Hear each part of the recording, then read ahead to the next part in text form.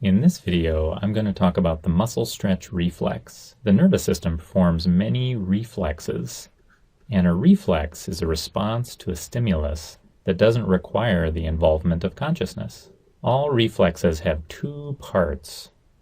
The first part is called the afferent part. Afferent. And that involves bringing information about a stimulus into the central nervous system. So there'll be some sort of receptor somewhere in the body that can detect the stimulus, and then there'll be some sort of neuron that brings that information into the central nervous system.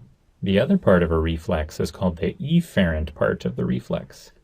Efferent, which carries information away from the central nervous system to cause a response somewhere in the periphery. So there will be some sort of neuron that'll carry that information away from the central nervous system out into the periphery to cause some sort of response. Now, some reflexes, like the muscle stretch reflex that I'm just about to describe, happen on the same side, so that the afferent part of the reflex brings information in from one side of the body, and the efferent part of the reflex brings information back to that same side of the body to cause the response. Other reflexes, particularly those up in the brainstem, have an afferent limb that comes in on one side, and then efferent responses that come out to both sides. So there's some variety for how the information travels in reflexes, depending on the reflex. One of the simplest reflexes that's a good example, and that happens to be one of the most medically useful, is called the muscle stretch reflex. Muscle stretch reflex.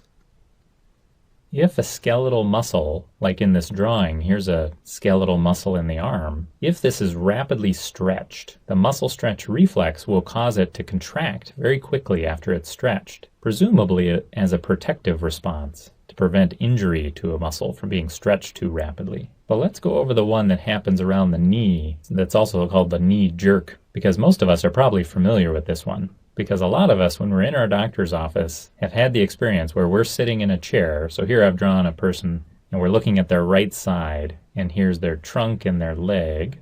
And if you're in the clinic, often your doctor will take a little rubber hammer, and they'll take that little rubber hammer and they'll hit you right below the kneecap. And to your surprise, when they hit you below the kneecap with a little rubber hammer, your leg will often kick out without you telling your leg to kick out. There's this involuntary response of the leg kicking out to the stimulus of the rubber hammer hitting you just below the kneecap. So why does this happen? Well, the place that your doctor is hitting you with a little rubber hammer is not actually in the kneecap itself, but it's in the tendon that's just below the kneecap. So let me draw that here in orange. And that tendon hooks onto the bones in the lower leg. And connected to the kneecap on the other side from the tendon is a large group of muscles in the front of the thigh.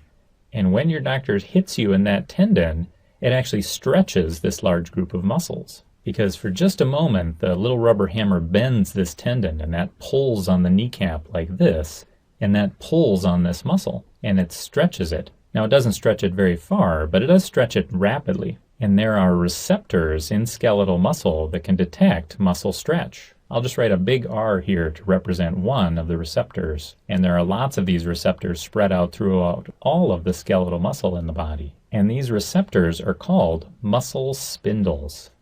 Muscle spindles. And here's a drawing of a muscle spindle. So here's a skeletal muscle, and they've magnified this little receptor. And we won't go into the details, but there are these specialized little fibers inside the muscle spindle that get stretched when the rest of the muscle gets stretched. And then there are neuron axons that are wrapped around these special fibers that can detect that stretch of these fibers and send that information back into the central nervous system. So that these axons that are leaving the muscle spindle here will travel back through nerves of the peripheral nervous system, and then they'll enter either the spinal cord or the brainstem. And these are somatosensory neurons that tend to have their somas and ganglia close to the spinal cord or the brainstem. And since these are neurons carrying information into the central nervous system, we can call them afferent neurons, and they make up the afferent part of the muscle stretch reflex. So let me just write that out. That for the muscle stretch reflex, the afferent part are the somatosensory neurons. Somatosensory neurons. Inside the central nervous system, like here in the spinal cord, these somatosensory neurons carrying that muscle stretch information, that information about the stimulus, are going to form an excitatory synapse. So let me just draw a little plus sign here to represent an excitatory synapse with another neuron whose soma is in the central nervous system. And this neuron is going to send an axon out through nerves of the peripheral nervous system back to the same muscle that was stretched. And it's going to synapse on and excite skeletal muscle cells in that same muscle, causing the muscle to contract, causing the response. And the neurons that synapse on and control skeletal muscle cells are lower motor neurons. Lower motor neurons. And for the muscle stretch reflex, the lower motor neurons make up the efferent part of the reflex that causes the response of contraction of the muscle that was stretched. In the video where we went over the motor unit, we talked about lower motor neuron signs that can appear with abnormalities of the lower motor neurons. And we talked about hyporeflexia, meaning a decrease in the muscle stretch reflexes. And I think you could see why that would happen. If the lower motor neuron is not able to communicate with the muscle, then it can't tell it to contract in response to the stimulus of muscle stretch. But it turns out that you can also have diminished muscle stretch reflexes if there's a problem with these somatosensory neurons bringing information about the muscle stretch back to the lower motor neurons. So that if there's a problem with either the lower motor neurons or the somatosensory neurons, you can have a diminished muscle stretch reflex. And it turns out this is true for all reflexes. If there's a problem with either the afferent part of the reflex, bringing stimulus information into the central nervous system, or if there's a problem with the efferent part of the reflex, carrying response information out to the periphery, a problem with either the afferent or efferent part of a reflex can cause a diminished or lost reflex, because both parts have to be working for the reflex to occur.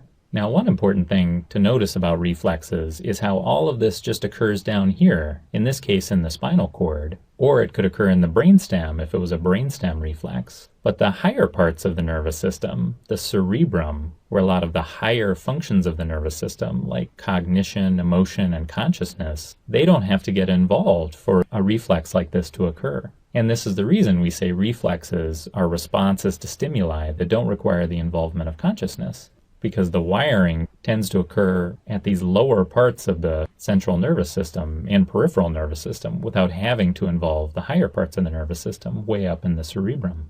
Now, this is all you need for the muscle stretch reflex, but there is another part to it that isn't necessary but does add something, because it turns out that while this muscle is contracting in response to the stretch of the muscle on the opposite side, in this example, the muscle on the back of the thigh that bends the knee when it contracts, this muscle actually relaxes. So while the muscle on the front of the thigh is contracting, the muscle on the back is relaxing. The way this occurs is that this same somatosensory neuron that's exciting the lower motor neuron back to the muscle that was stretched is also sending axon terminals to other neurons, and it's going to excite those neurons, so I'll draw a little plus sign. But these neurons are actually inhibitory neurons. So they're going to form a synapse that's inhibitory. So I'll draw a little minus sign to represent that they're inhibitory.